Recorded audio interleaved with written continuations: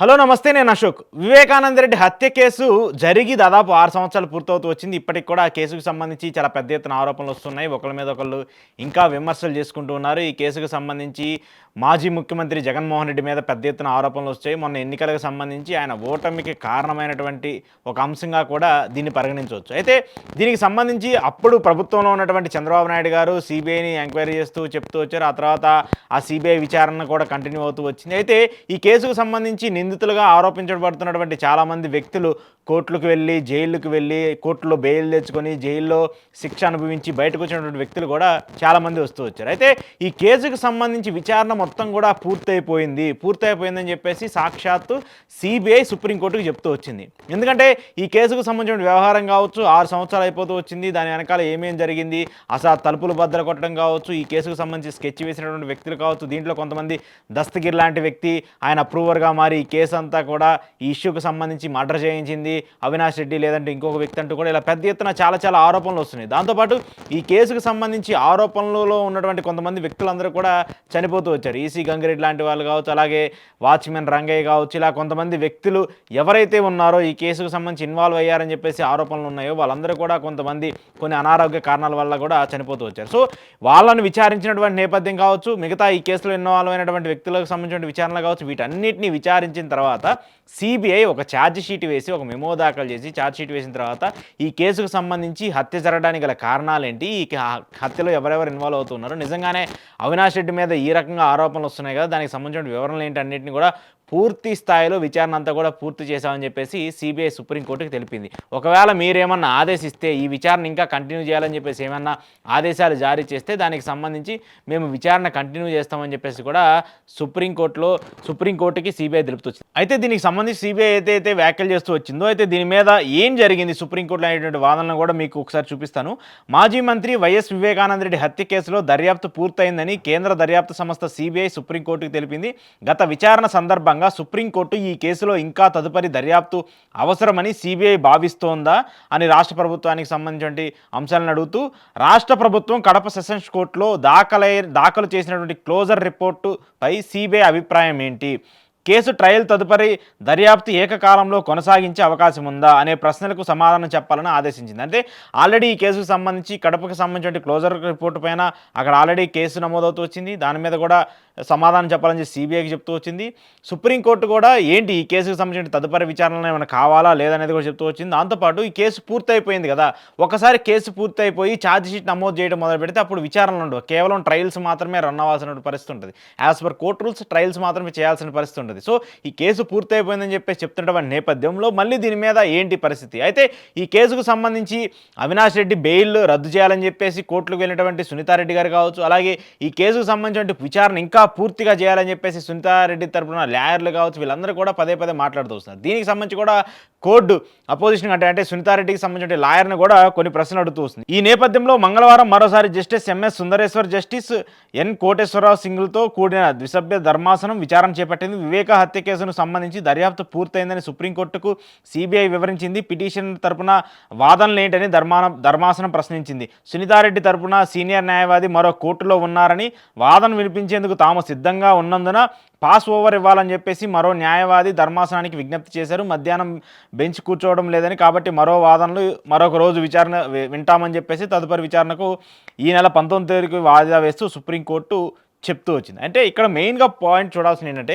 CBI main దీంట్లో issue అంటే సిబిఐకి సంబంధించి ఏదైతే వాళ్ళు విచారణ చేపట్టిన పరిస్థితులు కావచ్చు, దీని మీద ఆరోపణలు కావచ్చు, వివిధ వ్యాఖ్యలు ఎవరైతే దానికి సంబంధించినటువంటి అంశాలకు సంబంధించి వీళ్ళ మీద ఆరోపణలు వస్తున్నాయి, వీళ్ళే ఈ హత్య చేయించారు, లేదంటే వీళ్ళ వెనకాల ఉన్నటువంటి వ్యక్తులు వీళ్ళని చెప్పేసి అప్రూవర్గా మారినటువంటి దస్తగిరి ఇచ్చినటువంటి స్టేట్మెంట్ కావచ్చు, చనిపోయినటువంటి వ్యక్తులకు సంబంధించినటువంటి స్టేట్మెంట్లు కావచ్చు, ఈ కేసులో ఉన్నటువంటి కొంతమంది వ్యక్తులు కావచ్చు, ఇలా ఎవరెవరైతే ఆరోపణలు ఎదుర్కొంటూ ఉన్నారో వాళ్ళందరికీ సంబంధించి ఛార్జ్ షీట్ని కూడా నమోదు చేసుకుంటూ వచ్చింది సిబిఐ. ఒకసారి ఛార్జ్ షీట్ నమోదైపోయి పూర్తిగా ఈ కేసు విచారణ అంతా పూర్తయిన తర్వాత ఇంకా ట్రయల్స్ మాత్రమే ఉంటాయి. అయితే సిబిఐకి సంబంధించి ఈ కేసు విచారణ ముగిసిందని చెప్పిన వెంటనే కొన్ని మీడియా ఛానల్స్ కావచ్చు, టీడీపీకి సంబంధించిన కొంతమంది వ్యక్తులు కావచ్చు, మెయిన్గా టీడీపీకి సంబంధించిన మీడియా ఛానల్స్ చాలా బాధపడిపోతున్నాయి. ఆ ఛానల్స్‌లో చాలామంది చాలా విపరీతంగా ఆక్రోశం అంటారా? లేదంటే ఆ బాధ అంటారా? ఆ భావన అంటారా? వాళ్ళ మొహాల్లో, వాళ్ళ మొహ కవళికల్లో కనిపిస్తుంది. వాళ్ళందరూ ఏం చెప్తున్నారంటే, "అరే! మనం ఇన్ని రోజులు గొంతేసుకొని అరుచుకుంటూ వచ్చింది. మనం గొంతు పోయేలా మాట్లాడుతూ వచ్చింది. పదే పదే దీని మీద మనం వార్తలు ప్రసారం చేస్తూ వచ్చింది. పదే పదే దీని మీద మనం మాట్లాడుతూ వచ్చింది. ఇందుకా? సీబీఐ కేస్ క్లోజ్ చేయడానికా? సీబీఐ కేస్ ముగిసిపోయిందని చెప్పేసి చెప్పడానికా?" అనేటువంటి వార్తలను వాళ్ళు ప్రచారం చేస్తూ వస్తున్నారు. అంటే దీని వెనకాల ఎంత పొలిటికల్ వెండెక్టా ఉందో మనకు అర్థమైపోతూ ఉంటుంది. దీని వెనకాల ఎంత పొలిటికల్ కాన్స్పిరెన్సీ ఉందో మనకు అర్థమవుతుంది. సాక్షాత్తు ఈ కేసుకు సంబంధించి సునీతారెడ్డి గారే చంద్రబాబు నాయుడు గారి దగ్గరికెళ్తారు. మీరు సీబీఐతో మాట్లాడండి సార్, సీబీఐని ఇన్‌ఫ్లుయెన్స్ చేయండి అని చెప్పేసి చెప్తా ఉంటారు. పలుసార్లు చంద్రబాబు నాయుడు గారిని కలిసి ఈ కేసుకు సంబంధించిన విచారణ ఇంకా కంటిన్యూ అవ్వాలి. దీని మీద ఇంకా మాకు అనుమానాలు ఉన్నాయని చెప్తుంటారు. సీబీఐ ఏమో విచారణ ముగిసిందని చెప్తుంది. మళ్ళీ ఇంకా విచారణ కంటిన్యూ చేయమని చెప్పేసి సునీతారెడ్డి గారు అవుతారు. 10 సార్లు ఇప్పుడు ఆమె నాకు తెలిసి 10 సార్లో, 15 సార్లు హైకోర్టులో, సుప్రీంకోర్టులో ఈ కేసుకు సంబంధించి అవినాష్ రెడ్డి బెయిల్ రద్దు చేయాలని చెప్పేసి ఎన్ని పిటిషన్లు వేస్తూ వచ్చారు. ఆ పిటిషన్‌లకు సంబంధించి సుప్రీంకోర్టుకి సంబంధించో లేదంటే ఈ కేసుకు సంబంధించినటువంటి ఈ కేసును డీల్ చేసినటువంటి వ్యక్తి ఎవరు? సిద్ధార్థ్ లూథ్రా కాదా? సిద్ధార్థ్ లూథ్రా ఎవరి కేసులు వాదిస్తూ వచ్చారు? మొన్నటిదాకా చంద్రబాబు నాయుడు గారికి సంబంధించిన కేసులన్నింటినీ కూడా సిద్ధార్థ్ లూథ్రా గారే కదా వాదిస్తూ వచ్చింది. ఆ పార్టీకి సంబంధించిన కీలక వ్యక్తుల కేసులందరూ కూడా ఆయనే కదా వాదిస్తూ వచ్చింది. అంటే సిద్ధార్థ్ లూథ్రా ఈ కేసు వాదిస్తున్నాడని తెలిసినప్పుడు, లేదంటే చంద్రబాబు నాయుడు గారి కేసులు వాదించేటువంటి వ్యక్తి ఈ కేసును డీల్ చేస్తూ ఉన్నాడంటే ఈ కేసుకు సంబంధించిన పొలిటికల్ వెండెక్టా ఉండదా? దీని వెనకాల రాజకీయ కారణాలు ఉండవా? నిజంగానే సీబీఐఏ ఈ దర్యాప్తు ముగిసిందని చెప్పేసేటువంటి అంశాన్ని మీరు తీసుకొచ్చినప్పుడు మళ్ళీ దీన్ని ఇంకా ప్రొలాంగ్ చేస్తూ ఎందుకు ఉండాలి? విచారణ ఏదైనా ఒక కేసుకు సంబంధించినటువంటి మనకి మెయిన్ అంశం ఏంటి? విచారణ ముగిసాలి. ముగిసిన తర్వాత దానికి సంబంధించినటువంటి అంశాలేంటి? కోర్టు ప్రివ్యూలో ఏమున్నాయి? కోర్టు దానికి సంబంధించిన తీర్పు ఏమిస్తుంది? అది మనకు కావాల్సింది. ఫైనల్‌గా దానికి సంబంధించిన ట్రూత్ బయటికి రావాలి కదా! అలా కాకుండా దీని వెనకాల ఇంకా ఏదో జరిగిపోయింది. దీని వెనకాల ఏదో తప్పిదాలు జరుగుతూ వచ్చాయి. ఖచ్చితంగా అవినాష్ రెడ్డిని బదనాం చేయాలి. లేదంటే ఈ కేసులో ఉన్నటువంటి ఇంకొంతమంది వ్యక్తులను బదనాం చేయాలి. లేదంటే ఈ కేసును వాడుకొని జగన్మోహన్ రెడ్డిని ఇంకా డీమోరలైజ్ చేయాలి, ఆయన ఇంకా తొక్కేయాలనేటువంటి పరిణామాలే జరుగుతూ ఉన్నాయి. కానీ అలా కాకుండా ఈ కేసుకు సంబంధించిన నిజం బయటకు రావాలని చెప్పేసి ఒక్క పరిణామం కాలేదు. మెయిన్గా దీని మీద టీడీపీకి సంబంధించిన పత్రికల్లో కావచ్చు, టీడీపీకి సంబంధించిన మీడియా ఛానల్స్లో కావచ్చు, చాలామంది చాలా పెద్ద ఎత్తున బాధపడుతున్నారు. ఒక పక్క సిబిఐ విచారణ ముగిసిందని చెప్తుంటే ఆ మీడియా ఛానల్స్లో వచ్చేటువంటి వార్తలు ఏంటంటే సుప్రీంకోర్టు చెప్పేసింది అవినాష్ రెడ్డికి బెయిల్ రద్దు చేయాలి, సుప్రీంకోర్టు ఆదేశిస్తే వెంటనే అవినాష్ రెడ్డి బెయిల్ రద్దు చేస్తాం, అరెస్ట్ చేస్తాం, ఇలాంటి థంబ్నెయిల్స్ పెట్టి ఇలాంటి వీడియోలు చేస్తున్నారు. అరే అక్కడ కోర్టు ఏమి ఇచ్చింది? కోర్టు ప్రివ్యూకి సంబంధించిన కోర్టు ఏం చెప్తూ వచ్చింది సిబిఐకి సంబంధించి? మీకు దీనికి సంబంధించిన తదుపరి విచారణ ఏమైనా అవసరం ఉందా? కడప కోర్టులో దీనికి సంబంధించిన క్లోజర్ పిటిషన్ నడుస్తుంది, దాని మీద మీ అభిప్రాయం ఏంటి అనేటువంటి అంశాన్ని అడుగుతూ వచ్చింది. దాని మీద కదా మనం మాట్లాడాలి. అది మాట్లాడకుండా ఈ కేసు క్లోజ్ అయిపోతుంది, మొన్నటిదాకా మేము అరిచాము, మా గొంతులు పోయినాయి, మాకు తలకాయ నొప్పి వచ్చింది, ఇవే మనం మాట్లాడేది. దీని మీద పొలిటికల్ వెంటెక్టా ఉందని చెప్పేసి మీరు మాట్లాడేటువంటి మాటలే క్లియర్గా అర్థమైపోతూ ఉంటుంది. ఈ కేసుకు సంబంధించి ఎన్నికలకు సంబంధించి చూసుకున్నా, లేదంటే ప్రస్తుతం స్టిల్ ఇప్పటికి కూడా రాజకీయం అదేగా జరిగేది. బాబాయిని హత్య చేయించాడు, తల్లి చెల్లిని మోసం చేశాడు, తల్లి చెల్లిని రోడ్డుని ఇచ్చేశాడు, ఇలాంటివే కదా పొలిటికల్గా డిబేట్లలో అయినా లేదంటే ప్రెస్ మీట్లు పెట్టి మాట్లాడే ఈ 4 పాయింట్లే కదా. ఆ 4 పాయింట్లకు సంబంధించి క్లారిటీ వస్తుంది బాబు అంటే, అలా కాదు సిబిఐ ఎందుకు ఈ కేసును క్లోజ్ చేస్తుంది, విచారణ ఎందుకు ముగిసింది అంటారు. అంటే విచారణ కంటిన్యూ అవుతూ ఉందనుకోండి, మనం ఏదో ఒకటి మాట్లాడవచ్చు, ఏదో ఒక వార్తలు చేయొచ్చు, ఏది పడితే అది వడ్డించేయచ్చు. సో ఇప్పుడు జనాలు చూస్తారు, వాచ్మెన్ రంగయ్య అనారోగ్య కారణాలతో మృతి చెందితే ఆయన చంపేశారని చెప్పేసి మనమే వార్తలు ప్రసారం చేస్తూ ఉంటాము. లేదంటే దీనికి సంబంధించి ఎవరైతే కీలకంగా ఉన్నటువంటి వ్యక్తులు ఎవరైతే అనారోగ్య కారణాలతోనో లేదంటే వాళ్ళకి ఏమైనా ఇబ్బందులు వచ్చేసి చనిపోతే వాళ్ళని ఎవరో చంపించేశారు, లేదంటే జగన్మోహన్ రెడ్డి చంపించేశారని చెప్పేసి మనమే వార్తలు ప్రచారం చేస్తూ ఉంటాము. అంటే మనమే సృష్టించుకోవడానికి, మనమే వార్తలు చేయడానికి, మనమే ఒక వ్యక్తిని హ్యూమిలేట్ చేయడానికి ఈ కేసు నడుస్తూ ఉండాలి. అప్పటి వరకు ఈ కేసు నడుస్తూనే ఉండాలి. ఈ కేసు మాత్రం అప్పటి వరకు క్లోజ్ అవ్వకూడదు.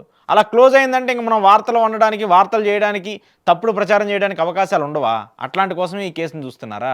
సో ఏదైతే సిబిఐ ఇచ్చినటువంటి ఈ రిపోర్ట్ ఉందో, సిబిఐ క్లోజ్ చేశామని చెప్పేసి ఈ కేసు ముగిసిందని చెప్పేసి చెప్తూ ఉందో, ఇది మాత్రం ఇప్పటి వరకు కోర్టు నిర్ణయం తీసుకుంటుంది. మరి 19వ తారీఖు దీనికి సంబంధించి సునీతారెడ్డి గారి తరఫున లాయర్ అపియర్ అవ్వాలి. అపియర్ అయిన తర్వాత ఆయన దీనికి సంబంధించి ఇంకేమైనా ఫర్దర్ విచారణ కావాలా లేదని చెప్పేసి చూడాలి. ఫర్దర్ విచారణ మాకు కావాలని చెప్పేసి నోటి మాటగా చెప్తే కూడా కుదరదు.